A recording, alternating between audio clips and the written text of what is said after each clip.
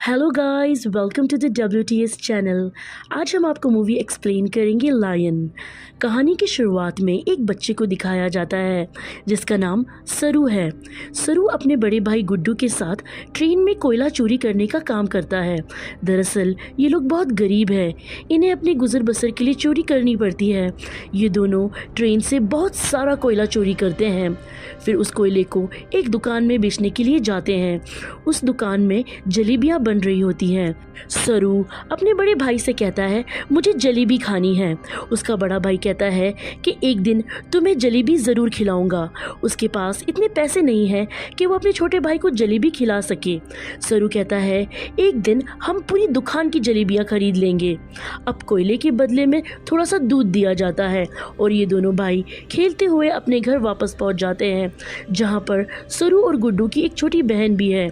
ये तीनों अपनी माँ के साथ रहते हैं। माँ अपने बच्चों से पूछती है ये दूध कहाँ से ले आए, लेकिन वो इस बात का कोई जवाब नहीं देते। रात को सरू का भाई गुड्डू काम पर जा रहा होता है। सरू कहता है कि मैं भी तुम्हारे साथ चलूँगा। उसका भाई कहता है कि तुम मेरे साथ नहीं चल सकते क्योंकि काम पर बोरियां उठानी पड़ती है और इस काम के लिए तुम बहुत छोटे हो।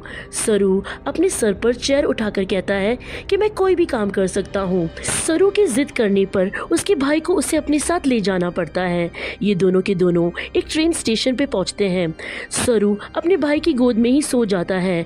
उसका भाई उसे उठाने की कोशिश करता है पर सरू बहुत छोटा है, उसे नींद आ रही होती है। वो कहता है कि मुझे सोने दो। सरू का भाई उसे एक बेंच पर लिटा देता है और कहता है कि मैं कल सुबह काम करके आ जाऊंगा, तुम यहीं बेंच पर लेटे रहना।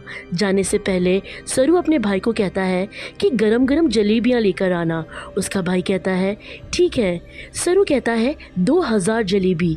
इसके बाद उसका भाई काम पर चला जाता है। कुछ ही देर बाद जब रात गहरी हो जाती है और स्टेशन पूरी तरह से खाली हो जाता है, इस पूरी स्टेशन पर सिर्फ एक ही बच्चा होता है, वो होता है सरू। सरू वहाँ पर खड़ी एक ट्रेन में जाकर बैठ जाता है। कुछ ही देर बाद उसे नींद आ जाती है, लेकिन जब उसकी आंखें खुलती है तो ट्रेन चल रही होती है। सरू ये देखकर घबरा जाता है। वो ट्रेन में चारों तरफ भागने लगता है। वो अपने भाई को आवाज़ भी देता है और साथ ही साथ वो ट्रेन के दरवाजे को खोलने की कोशिश करता है, पर दरवाजे पूरी तरीके से लॉक्ड होते हैं। इसीलिए ट्रेन की कई बार रुकने के बाद भी वो ट्रेन से बाहर नहीं निकल पाता। सरू भूखा प्यासा इस ट्रेन में फंस चुका है। कुछ दिन का सफ़र तय करने के बाद ट्रेन कैलकाटा वेस्ट बंगाल पहुंच जाती है, यानी कि सरू के घर से 1600 किलोमीटर दूर। सरू मध्य प्रदेश के खांडवा डिस्ट्रिक्ट से है। वो स्टेशन पे उतरता है जहाँ बहुत ज़्यादा भीड़ होती है। वो टिकट काउंटर पर जाता है और कहता है मुझे अपने घर जाना है, पर यहाँ पर सब बंगाली बात कर रहे होते हैं। सरू को किसी की भी बात समझ नहीं आती। सरू वही स्टेशन में बैठे अपनी तरह कुछ बच्चों के साथ जाकर बैठ जाता है जिनके पास कोई घर नहीं होता।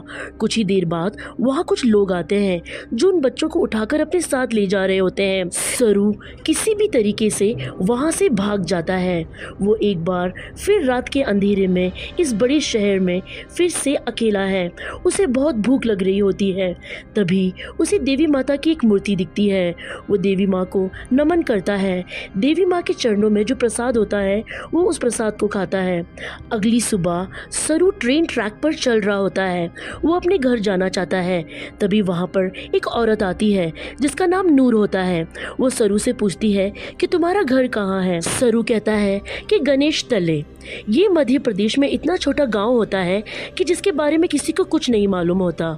नूर उसे अपने घर ले जाती है, उसे खाना खिलाती है, नहलाती है और कहती है कल सुबह एक आदमी आएगा, वो तुम्हारी मदद करेगा। सुबह वो आदमी आता है। वो सरू की पूरी बॉडी को चेक करता है और नूर को धीरे से कहता है कि तुमने बहुत अच्छा काम किया, उन्हें ऐसे ही लड़के की तलाश थी।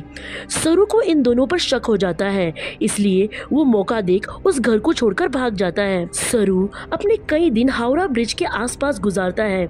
उसे अपनी मॉम की हमेशा याद आती है कि किस तरह से उसकी मॉम पत्थर तोड़ा करती थी और वो अपनी मॉम की मदद किया करता था।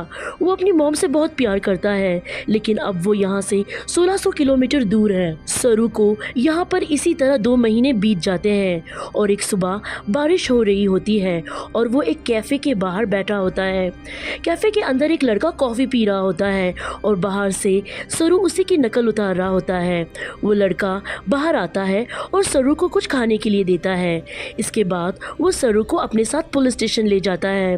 वो बताता है कि इस लड़के को बांग्ला नहीं आती, वो हिंदी में बात करता है।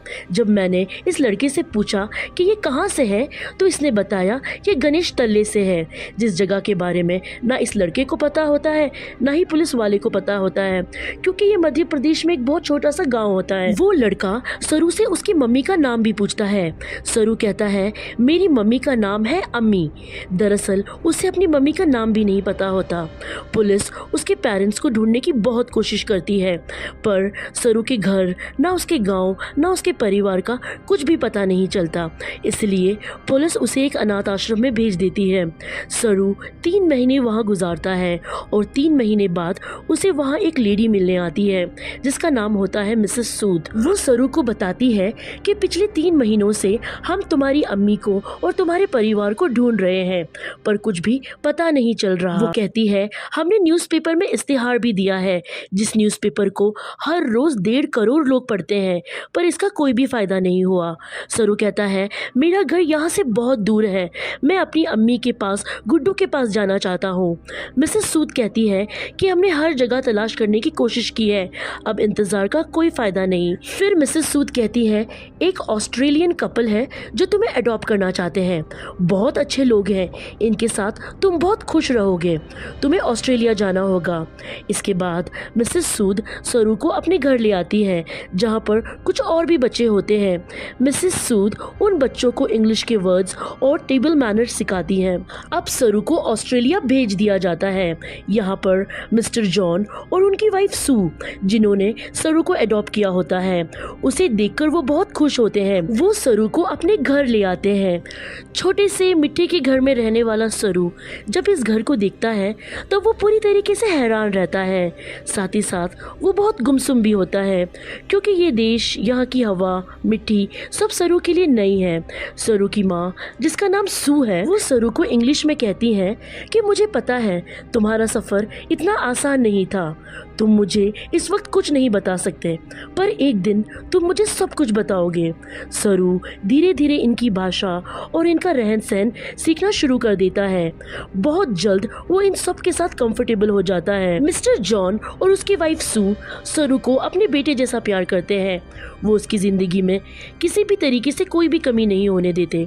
1 साल बाद ये एक और बच्चे को अडॉप्ट करते हैं जो इनके साथ एडजस्ट नहीं हो पाता और अपने आप को नुकसान पहुंचाना शुरू कर देता है। मिस्टर जॉन और उनकी वाइफ इस बच्चे को समझाने की और कंट्रोल करने की कोशिश करते हैं, क्योंकि वो उसकी मदद करना चाहते हैं। उसी रात मिसेस सू रो रही होती है। सरू उनके पास जाता है और उनके आंसू पोंछता है और उनके गले लग जाता है, यानी कि उसने उन्हें मॉम मान लिया है। धीरे धीरे वक्त बीतता है और 20 साल बीत जाते हैं। सरू अब बड़ा हो चुका है। मिस्टर जॉन और उनकी वाइफ सू, जो सरू के मॉम डैड है, उनको सरू पे गर्व होता है। वो होटल मैनेजमेंट की पढ़ाई करने के लिए मेलबर्न जा रहा होता है। वो अपने वो भाई से भी मिलता है जिसे मिस्टर एंड मिसेस जॉन ने सरू के बाद अडॉप्ट किया था, लेकिन ये दोनों एक दूसरे को पसंद नहीं करते। सरू अब होटल मैनेजमेंट के इंट्रोडक्टरी क्लास में पहुंच जाता है, जहां पर बहुत सारे स्टूडेंट होते हैं जो अपने बारे में बता रहे होते हैं। सरू कहता है कि वो अपना होटल खोलना चाहता है, साथ ही वो ये भी बताता है कि वो इंडिया में कलकत्ता से है। उसके बाद यहाँ पर जितने भी स्टूडेंट्स हैं वो घर में हाउस पार्टी रखते हैं, जहाँ पर सरू भी जाता है। यहाँ बहुत सारे इंडियन स्टूडेंट्स भी होते हैं, इसलिए यहाँ खाने में बहुत सारा इंडियन फूड होता है। और जब सरू वहाँ पर जलेबियाँ देखता है तो उसे बचपन का वो लम्हा याद आ जाता है जब उसने अपने भाई गुड्डू से जलेबी खाने के लिए कहा था, और जवाब में उसके भाई ने कहा था कि उसे एक दिन जलेबी वो ज़रूर खिलाएगा, और सरू ने कहा था एक दिन वो सारी जलेबी खरीद लेंगे। सरू को जब ये लम्हा याद आता है तो उसकी आंखों में आंसू आ जाते हैं, और फिर वो अपने दोस्तों को बताता है कि वो कलकत्ता से नहीं कोई और जगह से है।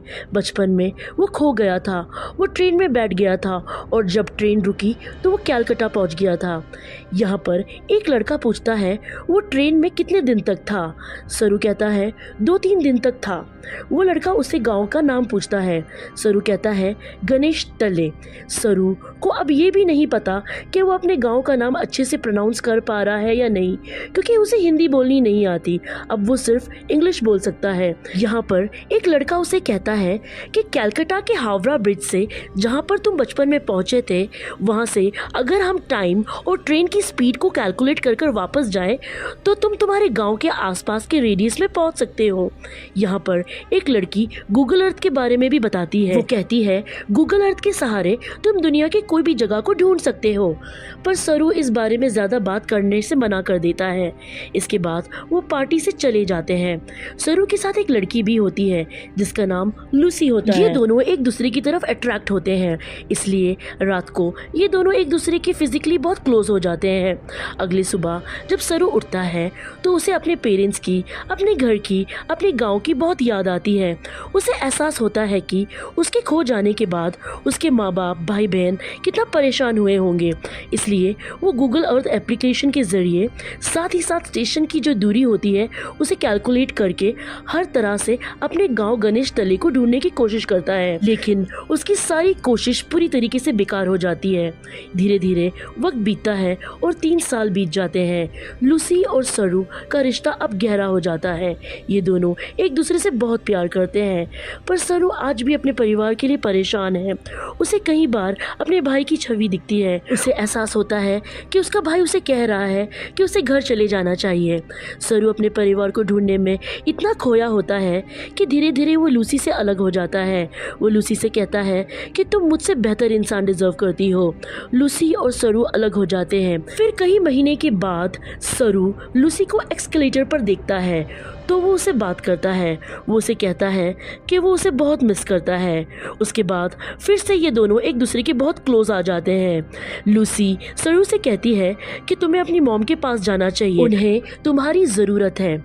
सरू अपनी मॉम के पास जाता है जिनकी तबीयत खराब होती है। सरू को आज तक ये लगता था कि उनकी मॉम ने उसे इसलिए अडॉप्ट किया है क्योंकि वो कभी माँ नहीं बन सकती, पर सरू को बताती है कि मैं माँ बन सकती हूँ, मगर मैं और तुम्हारे डैड जॉन ने ये डिसाइड किया था कि हम 2 बच्चों को अडॉप्ट करेंगे, क्योंकि इस दुनिया में बहुत सारे ऐसे बच्चे हैं जिन्हें माँ बाप की, परिवार की ज़रूरत है। वो सरू को अपने बचपन का एक एक्सपीरियंस भी बताती है। वो कहती है मेरे डैड बहुत ज़्यादा अल्कोहल पीते थे, वो एक अच्छे इंसान नहीं थे। मैं हमेशा डरी डरी रहती थी। एक दिन जब मैं अपने घर के पीछे गई तो मैं चाहती थी कि धरती मुझे निगल ले, लेकिन तभी मुझे खेत की दूसरी तरफ एक बच्चा दिखाई दिया जिसकी ब्राउन स्किन थी, और अगले ही पल वो बच्चा मेरी साइड में खड़ा था। उस पल मुझे एहसास हो गया कि अब मेरी ज़िंदगी में सब कुछ ठीक होगा। फिर तुम और तुम्हारा भाई मेरी ज़िंदगी में आए, लेकिन अब तुम मुझसे बात नहीं करते। मुझे तुम्हारी ज़रूरत है। सरू को यह एहसास होता है कि उसे उसकी मॉम का साथ देना चाहिए, और साथ ही वो अपनी बायोलॉजिकल मॉम को भी ढूंढना चाहता है। इसलिए एक बार फिर से वो गूगल अर्थ पर अपने गांव को ढूंढता है, और फिर जब वो इंडिया के अलग अलग हिस्सों को जूम करके देखता है तो उसे वो जगह दिखती है जहाँ उसकी मॉम पत्थर तोड़ा करती थी।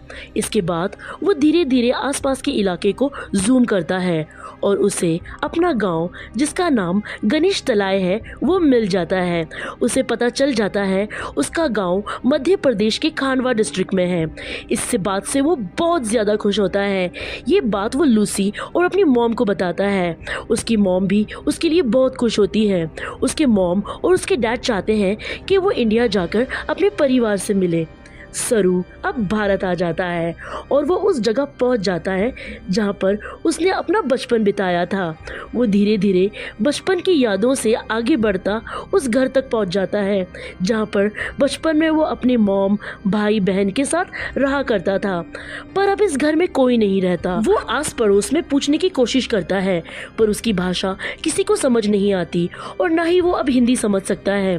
तभी वहाँ पर एक आदमी आता है जिसे इंग्लिश आती है। है। सरू अपनी माँ, अपने भाई और बहन का नाम बताता है और उसे पूछता है जो परिवार पहले इस घर में रहता था अब वो कहाँ चला गया, पर वो आदमी उसकी बात का कोई जवाब नहीं देता और वहाँ से चला जाता है। कुछ ही पलों में वो आदमी लौट कर आता है और सरू को इशारा करता है। सरू जब उस तरफ जाता है तो सामने से एक बूढ़ी औरत आ रही होती है और ये औरत और कोई नहीं बल्कि उसकी बायोलॉजिकल मॉम होती है। वो उनके गले लगकर बहुत रोता है। सरू की मॉम आज तक इस गांव छोड़कर इसलिए नहीं गई थी क्योंकि उन्हें यकीन था कि उनका बेटा लौटकर ज़रूर आएगा। सरू की बहन भी यहाँ पर होती है। सरू अपनी बहन को गले से लगा लेता है पर सरू अपने भाई से मिल नहीं पाता। उसे पता चलता है कि जिस रात वो अपने भाई के साथ काम पर गया था और सरू को नींद आ रही थी, इसलिए उसके भाई ने उसे बेंच पर सुला दिया था और जब उसका भाई जा रहा था सरू ने उसके भाई से कहा था कि जलेबी लेकर आना। उसी रात उसके भाई गुड्डू की एक ट्रेन दुर्घटना में मृत्यु हो गई थी, यानी कि एक माँ ने एक रात में अपने दोनों बेटों को खो दिया था और उसकी उम्मीद ईश्वर पे उसकी आस्था थी जो इतने सालों तक वो अपने छोटे बेटे सरू का इंतजार कर रही थी और आज 25 सालों बाद उसका बेटा वापस लौट आया है। सरू उसके बाद ऑस्ट्रेलिया में अपने मॉम डैड को कॉल करता है। उन्हें बताता है कि मुझे मेरा परिवार मिल गया पर इससे कुछ नहीं बदलता। आज भी आप मेरे लिए वही हो जो पहले थे, आप मेरे मॉम डैड हो। इसके बाद सरू सभी जगह पर जाता है जहाँ पर वो अपने भाई के साथ खेला करता था और इन जगहों पर जाकर उसे अपने बचपन की याद आ जाती है। सरू को यहाँ पर एक और बात पता चलती है कि उसका नाम सरू नहीं बल्कि शेरू है, जिसका मतलब होता है लायन। अंत में हमें कुछ रियल फुटेज दिखाई जाती है जिसमें सरू के वो माँ बाप जिसने उसे अडॉप्ट किया था वो इंडिया आते हैं। इंडिया में जो सरू की असली बायोलॉजिकल मॉम होती है वो उन्हें अपने गले लगा लेती है। तो ये थी सच्ची कहानी सरू की। ऑफिशियल रिपोर्ट के बारे में पता चलता है कि भारत से हर साल 80,000 बच्चे गायब होते हैं, लेकिन उसमें से 1% भी बच्चे ऐसे नहीं हैं जिनकी किस्मत सरू की तरह हो। इसलिए ये पूरी कहानी, इस पूरी फिल्म में जो हीरो है वो कोई और नहीं मिस्टर जॉन और उनकी वाइफ सू है। इस सच्ची कहानी को डिटेल में पढ़ने के लिए आप हमारे डिस्क्रिप्शन में लिंक है उसे चेक कर सकते हैं। बाकी अगर आपको कहानी अच्छी लगे तो लाइक, शेयर और कमेंट कीजिएगा।